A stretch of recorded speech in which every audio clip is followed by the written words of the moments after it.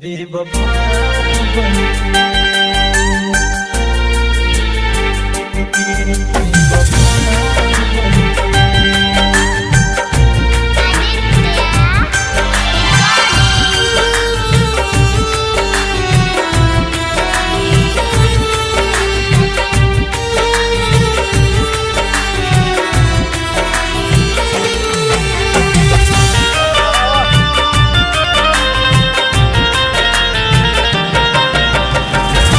दिहलू दिलासा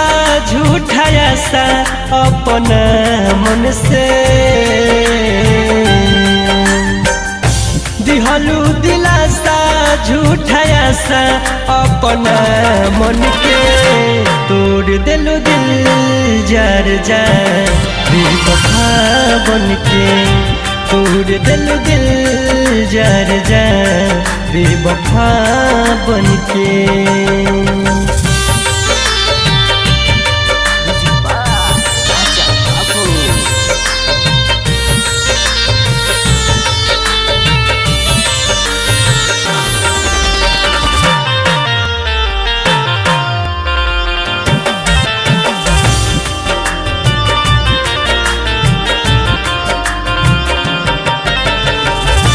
रखल रही दिल में तो हके अपना मन के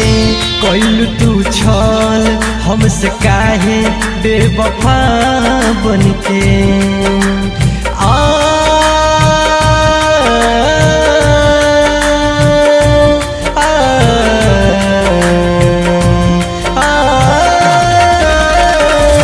रखल रही दिल में तो हके अपना मन के कैलू तू छल काहे हमसे बेवफा बन के भूले न पाई दिल बधर के तोहर नाम के भूले न पाई दिल बधर के तोहर नाम के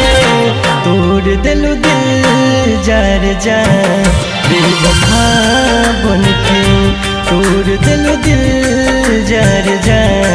बेवफा बन के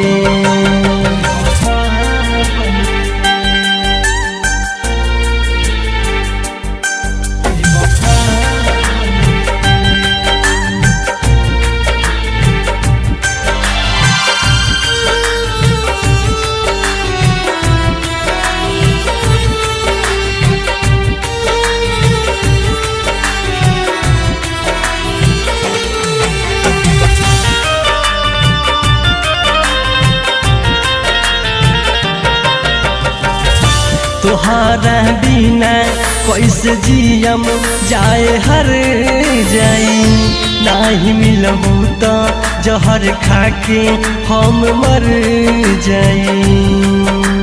हो